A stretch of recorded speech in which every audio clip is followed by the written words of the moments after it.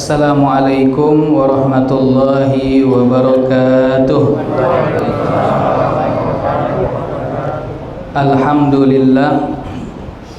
Alhamdulillahi rabbil alamin wa bihi nasta'in ala umuri dunya waddin.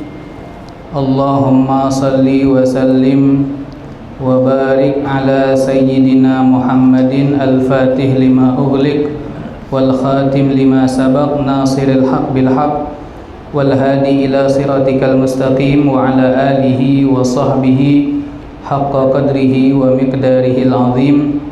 Rabbi shrah li sadri wa yassir li amri wa hlul 'uqdatam min lisani yafqahu qawli. Subhanaka la ilma lana illa ma 'allamtana innaka antal alimul hakim. Wala haula wala quwwata illa billahil aliyyil azim.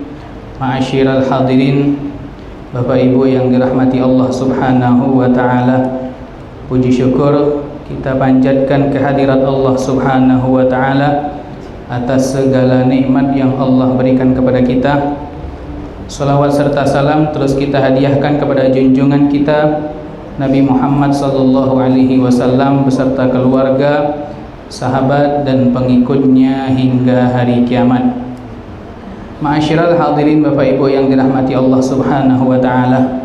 Allah Subhanahu wa taala berfirman di dalam Al-Qur'an, "Ya ayyuhal muzammil qumil laila illa qalila nisfahu aw inqus minhu qalila aw zid 'alaihi warattilil qur'ana tartila." Di dalam ayat yang lain Allah juga berfirman, wa minal laili fatahajjad bihi nafilatan lak asa ayyab'atsaka rabbuka maqaman mahmuda. Ma'asyiral hadirin, Bapak Ibu yang dirahmati Allah Subhanahu wa taala, di dalam ayat ini Allah Subhanahu wa taala berfirman, ya ayyuhal muzammil. Al-Muzammil itu adalah salah satu nama daripada namanya Rasulullah sallallahu alaihi wasallam. Jadi Allah mengkhitab, mengajak bicara kepada Nabi Muhammad. Allah memanggil Nabi dengan panggilan ya ayyuhal muzammil. Apa arti al-muzammil? Di dalam kitab tafsir disebutkan muzammil itu artinya al-mutaghatti bi thiyabih, orang yang sedang berselimut. Allah Subhanahu wa taala memanggil Nabi ya ayyuhal muzammil, wahai orang yang sedang menutupi badannya dengan baju, maksudnya berselimut. Berarti Nabi ini keadaannya lagi tidur.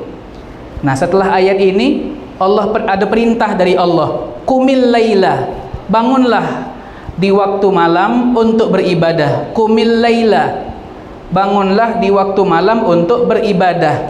Illa qalila, oh tak baca bangun lama-lama, illa qalila, walaupun sedikit, walaupun sebentar.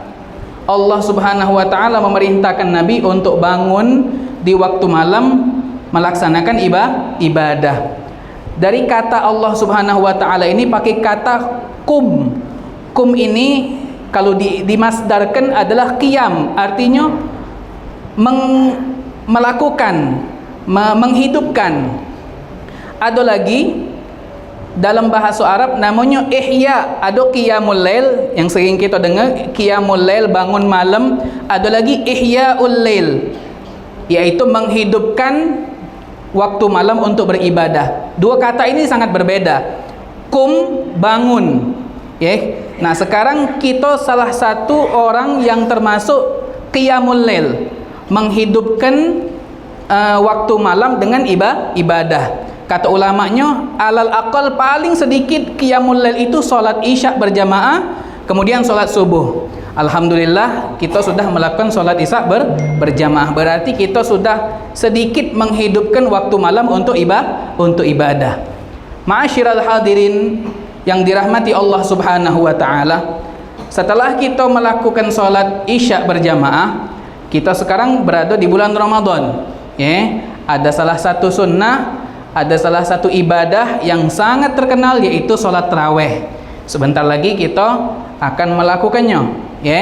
Nah, Nabi SAW pernah bersabda di dalam hadisnya, "Walaisa min 'abdin yusalli fi lailatin min syahri Ramadan illa katabahullahu lahu alfan wa khamsah mi'a hasanah bikulli rak'atin. Kata Nabi SAW, tidaklah seorang hamba yang melakukan solat di malam hari. Sekarang sudah masuk waktu malam kita, berarti kita sudah termasuk orang yang melakukan solat di waktu malam. Melainkan di bulan Ramadan, melainkan Allah Subhanahu wa taala mencatatkan pahala untuknya sebanyak 1.500 kebaikan. Bikulli rakaah, setiap rakaat, bukan setiap kali solat, tapi setiap satu rakaat Allah berikan kebaikan 1.500. Ada lagi ulama yang mengatakan di dalam hadis yang lain, riwayat yang lain, bukan bikulli rakaah tapi bikulli sajdah. Di setiap sujud, satu kali sujud Allah berikan 1.500 kebaikan. Kalau kita solat tarawihnya 8 rakaat ditambah witir 3, itu sudah lumayan banyak kita mendapatkan kebaikan. Apalagi di masjid-masjid, di musala-musala yang mengadakan solat tarawih hampir 20 rakaat ditambah dengan witir 3 rakaat. Jelas tentunya pahalanya lebih besar. Kebaikan yang dia dapatkan lebih banyak. Ma'asyiral hadirin, Bapak Ibu yang dirahmati Allah Subhanahu wa taala. Alhamdulillah kita masih diberikan kesempatan untuk melakukan solat tarawih. Kalau di awal-awal Ramadan mungkin sudah tak heran lagi kita nyengok masjid masih ramai, masih penuh. Tapi sekarang sudah hampir bisa dihitung beberapa hari lagi. Kalau nak cepat hari Jumat lebarannya. Kalau nak cepat. Tapi kita tunggu kabar dari pemerintah. Kita mengikuti pemerintah baik. Kapan hari lebarannya? Walhasil lebaran ini sudah tinggal sedikit lagi, bisa dihitung dengan jari baik. Nah, jadi ini adalah motivasi agar kita bisa lebih semangat untuk melakukan ibadah, terutama solat tarawih.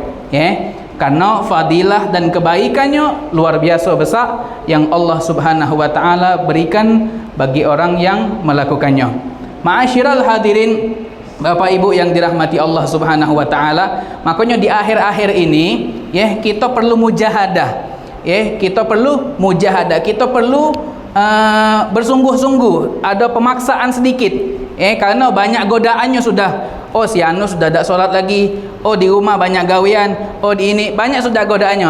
Makanya harus ada sedikit mujahadah. Nah, mujahadah ini adalah salah satu jalan. Al-musyahadah tariqun ilal musyahadah, kata ulamanya.